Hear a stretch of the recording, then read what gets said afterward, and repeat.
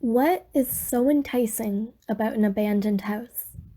What makes people ignore the no entry and the no trespassing signs, instead walking headlong into buildings with decaying walls and crumbling roofs? And overall, what compels people to leave their mark in such places? My name is Mackenzie Bell, and in the next 10 minutes of this video, I will do my best to answer and explain all of these questions and more.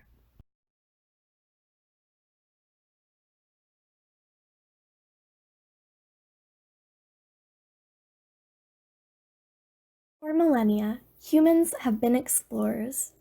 Eagerly, we explore their homes, and then, when there is nothing left to find, many of us moved on to new places to explore. Now, in the 21st century, it is safe to say that most, if not all, of Earth's land has been explored. This hasn't stopped us, though. Our urge for adventure has yet to be sated. To combat this need, a new trend has arisen in the past few decades. This activity, called urban exploration, or UrbEx for short, involves exploring abandoned, ignored, and forgotten places.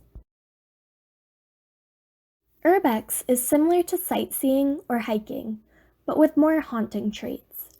Those who are brave enough to partake in UrbEx typically have to venture through overgrown fields, decrepit lands, and decaying fences in order to find their venues.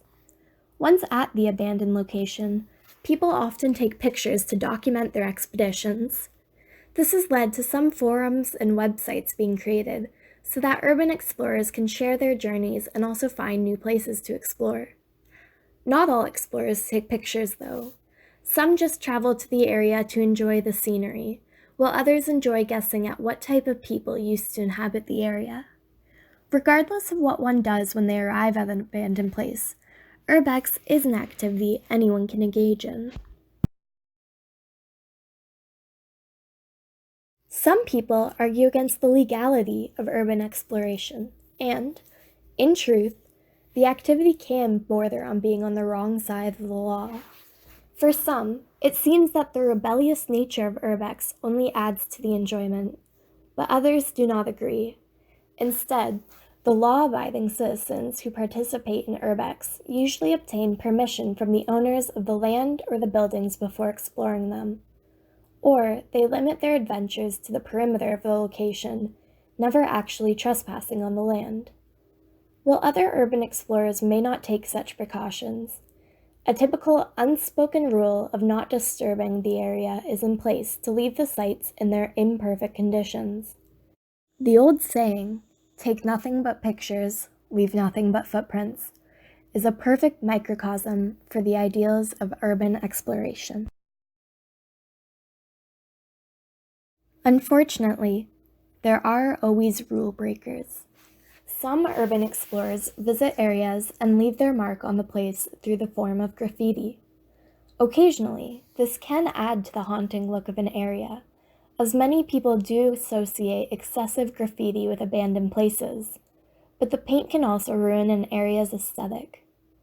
An interesting discovery that I found while exploring was that the graffiti is typically in the least accessible and most difficult places. For example, on the roof of a gated building or on the walls of a heavily guarded building.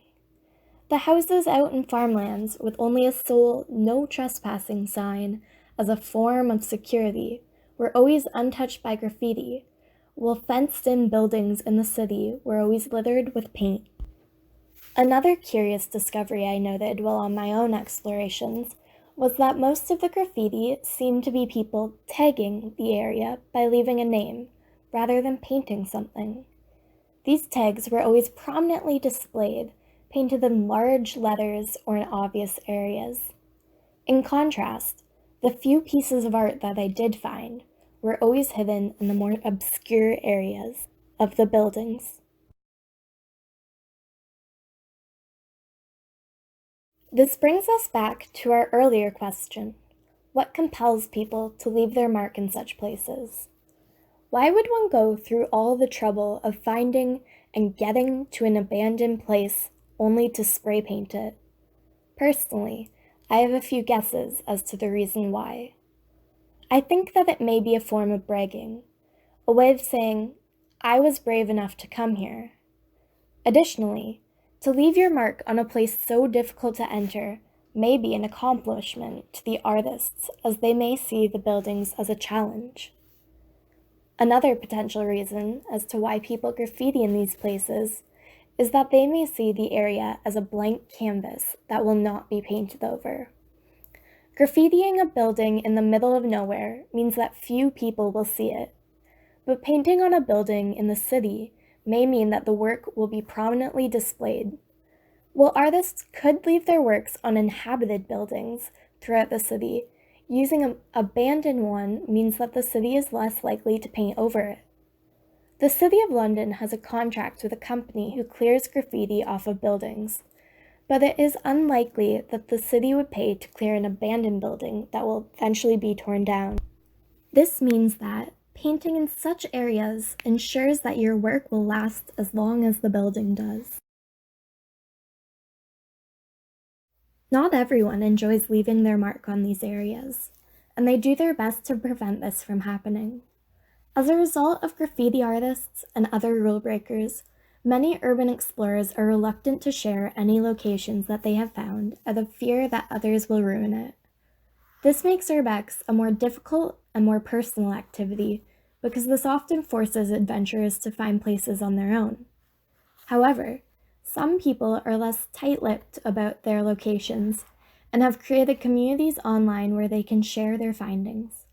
These websites are beneficial for urban explorers, especially those new to the experience.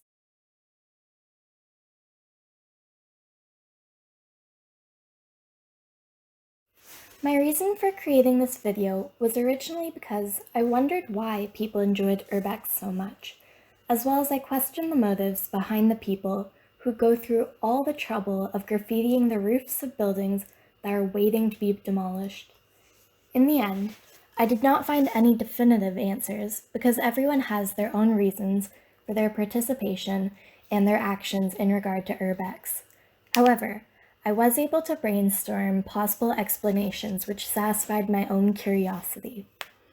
Also, in order to film the video, I personally had to participate in some urban exploration, and I thoroughly enjoyed all of it.